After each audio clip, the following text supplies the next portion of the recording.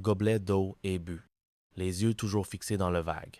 Je m'en vais, dit-il simplement, je vais crever ici. Ça va bien faire chier la direction.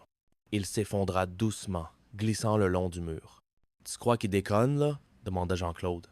Mais non, je déconne pas, le taciturne, je le connais, répondit Hervé, paniqué. Ce qui suivit fut une scène de farce macabre. Hervé et Jean-Claude, réalisant que l'homme avait avalé une boîte de barbiturique, se précipitèrent sur lui.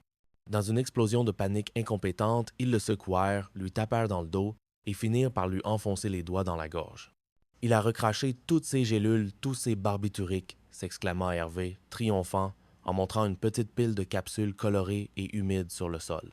Bon, il est sauvé maintenant, dit Jean-Claude, soulagé. Mais Hervé, dans un éclair de logique tordu, entrevit un problème bien plus grave. Sauvé, qu'est-ce qu'il va faire, ce mec-là, quand il va se réveiller?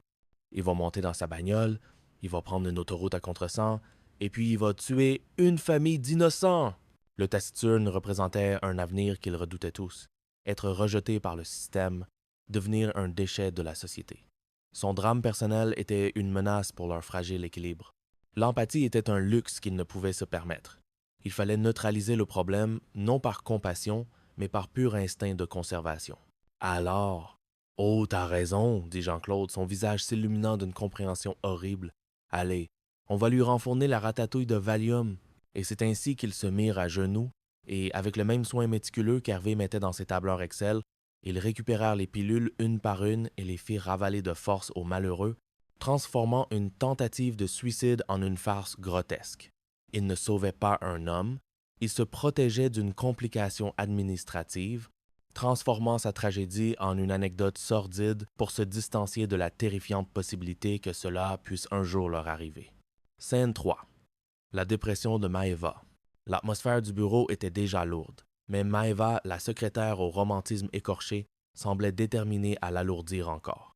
Elle était assise à son bureau, le menton dans la main, contemplant un poisson rouge qui flottait sur le dos dans son bocal. « Tout ce que je touche devient moche », déclara-t-elle, elle d'une voix sépulcrale. « Les plantes fanent, les poissons vomissent.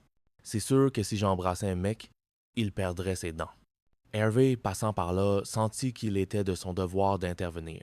Son manuel interne de relations sociales stipulait « Personne déprimée égale raconter une blague ».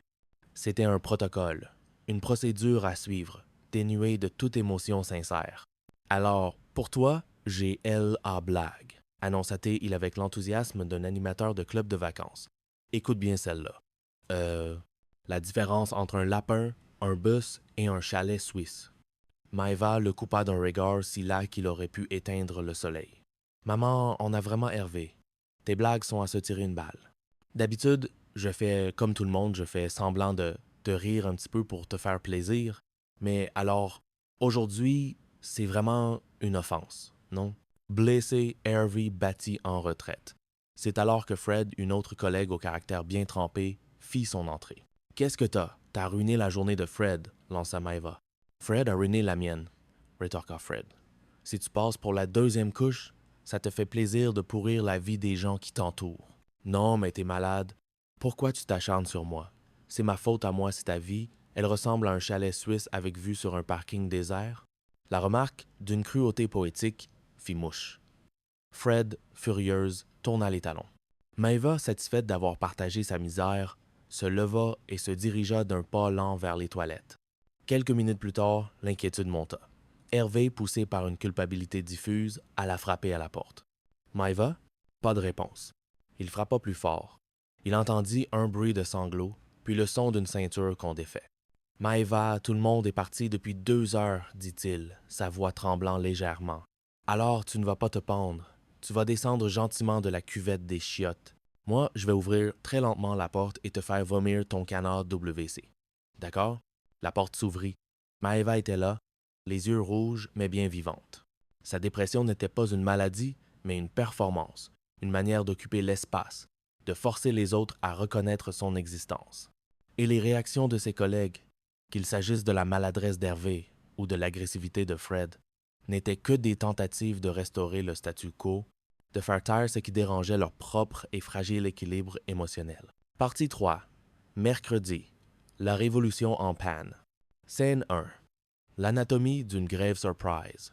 Mercredi matin, Hervé Dumont avait troqué son costume de comptable angoissé pour celui de délégué syndical enflammé. Une rumeur de restructuration suffisait à réveiller le petit Lénine qui sommeillait en lui.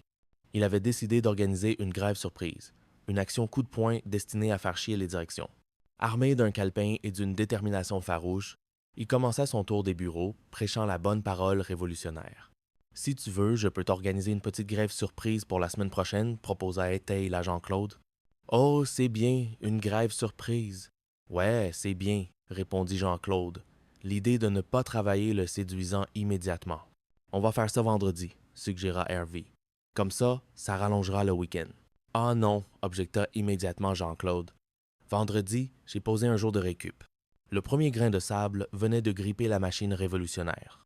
Hervé, imperturbable, ajusta sa stratégie. « Alors, jeudi, c'est bien, » déclara-t-il. « C'est le jour des expéditions, ça va bien emmerder la direction. » Il se tourna vers Carol, du service logistique. « Salut Carol, on fait grève jeudi. »« Ah non, on ne peut pas jeudi, » répondit-elle horrifiée. « C'est les expéditions.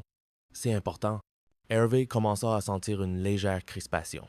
La lutte des classes était décidément semée d'embûches logistiques.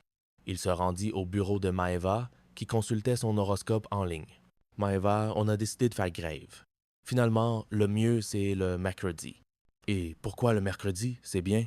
demanda-t-elle, méfiante. « Parce que c'est le jour des enfants, » expliqua Hervé, avec une logique implacable. « Ah non, c'est pas possible mercredi, » décréta Maëva. « C'est le jour de la pleine lune. Il y a plein d'énergie négative. » Le zèle d'Hervé commençait à s'éroder, remplacé par une lassitude croissante. Chaque employé semblait considérer la grève non comme un acte de solidarité collective, mais comme un événement à insérer dans un agenda personnel déjà surchargé. Leur petite vie, leurs jours de congé, leurs rendez-vous chez le dentiste et les énergies lunaires prenaient le pas sur le grand soir. « Bon, ben, lundi, » soupira Hervé, à court d'options. « Lundi, c'est parfait !» s'enthousiasma Jean-Claude. On sort du week-end, on est encore dans les brumes, et puis boum, on est fatigué, et là, on leur annonce une grève, ça va bien faire chier la direction. L'enthousiasme fut de courte durée. Jean-Guy Lecointre, dont Louis semblait capable de capter la moindre velléité de sédition, apparut dans l'encadrement de la porte. « Ah, Hervé, je voulais vous voir. Qu'est-ce que c'est que cette rumeur de grève? » Hervé, pris de court, nia en bloc. « Une grève? Non, pas à notre connaissance. » La révolution était reportée.